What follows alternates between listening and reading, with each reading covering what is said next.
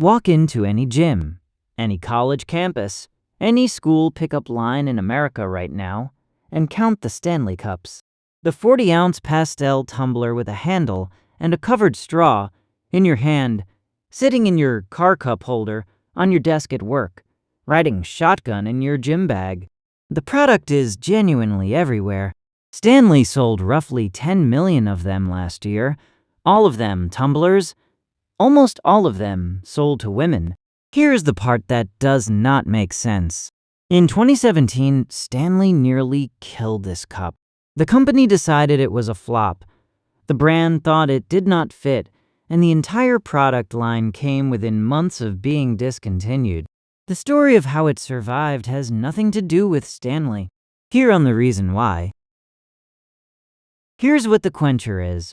40 ounces, vacuum insulated, tapered base, flip handle, covered straw. It comes in 60+ colors, with Stanley dropping new ones in limited runs. The current price at Target is $45. The current resale price for a discontinued or limited color is sometimes $200. People stand in line outside Target stores at 5 in the morning when a new color drops. There have been physical fights over inventory. The company that makes this cup is Pacific Market International, which licenses the Stanley brand. None of these facts existed in any meaningful way before 2023. The cup, as a cultural object, is barely 2 years old. Now go back to 2017. The Stanley brand at that point is a 100-year-old American thermos company. Their reputation is built on the green hammertone Stanley thermos, the kind your grandfather kept in his work truck. Lunchboxes, hot coffee, things made for men who weld. The Quencher cup was launched the previous year, in 2016, as a side experiment. Sales were terrible. Stanley's own merchandising data said the Quencher was a niche, doomed product. Internal meetings reportedly debated discontinuing it. The brand had no plan to market the cup, no advertising budget, no influencer partnerships. They had something close to a dead stock SKU. And then, very quietly, they almost stopped making it. Here is the secret. Stanley did not save the Quencher. 3 women in Utah did, running a blog called The Buy Guide. Around 2017, Lindley Hutchinson, Ashley LeSueur, and Taylor Cannon discovered the Quencher mat and started recommending it to readers. Their readers bought hundreds of them. The blog began contacting Stanley directly. They proposed buying 10,000 units in pastel colors Stanley had never produced and reselling them through their website. Stanley, having nearly killed the product, said yes. The bulk resale model worked. The pastel color experiment worked. By 2019, sales of the Quencher had grown roughly 200%. The Buy Guide had rebranded a men's outdoors product into a women's lifestyle product without changing the cup. Here's where the story escalates. In November 2023, a TikTok user named Danielle posted a video of her Tesla after a cabin fire. The interior was destroyed, burned, melted, gone. In the cup holder was her Stanley Quencher. The cup had survived the fire. The ice inside the cup had not melted. Danielle filmed herself shaking the cup, and the ice cubes were audibly still inside. The video hit 100 million views in 10 days. Stanley's CEO offered Danielle a new car. The TikTok algorithm routed every Stanley-related search to that one video for weeks. Demand exceeded what Stanley could manufacture. The cup that almost died became the cup nobody could keep on a shelf. Here is what happened next. Stanley realized the cup was not hydration.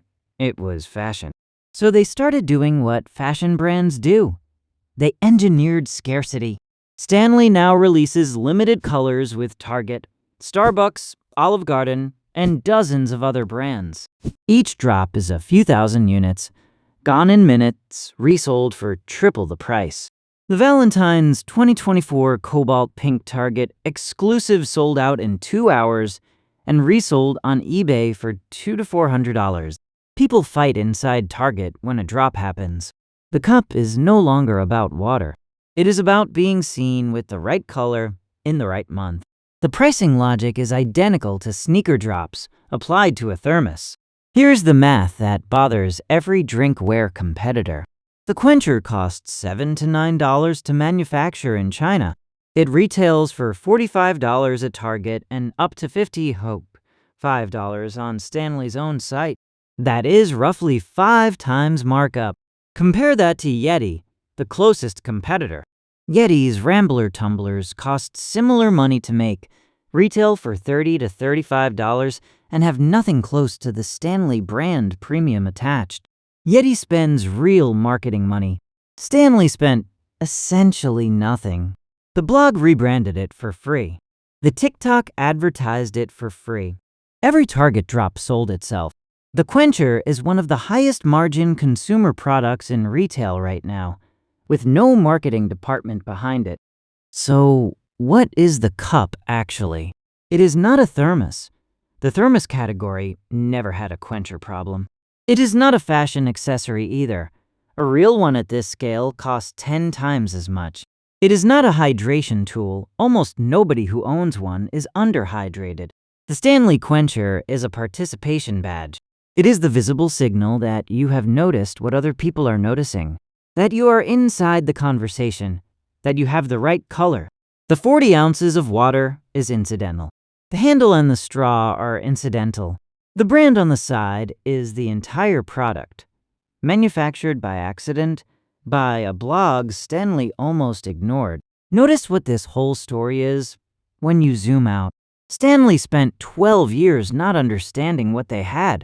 The thing they thought of as a niche product for hikers and construction workers was actually the most commercially valuable item in their entire catalog.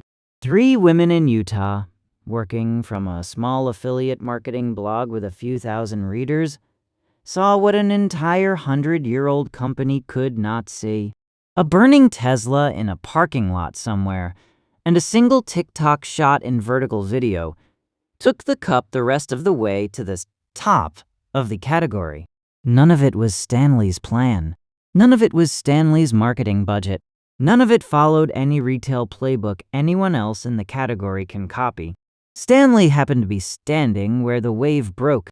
The brand sat at the bottom of a near discontinuation pile and got rescued twice by people who had no formal relationship with the company.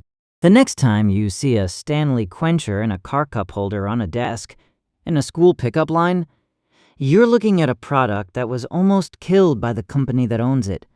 And that survived because 3 readers of a blog wanted a pastel-colored thermos and refused to take no for an answer. If this is your speed, there's a whole channel of stories like this one. The reasons behind everyday objects and brands you've stopped noticing. Subscribe so the next one finds you.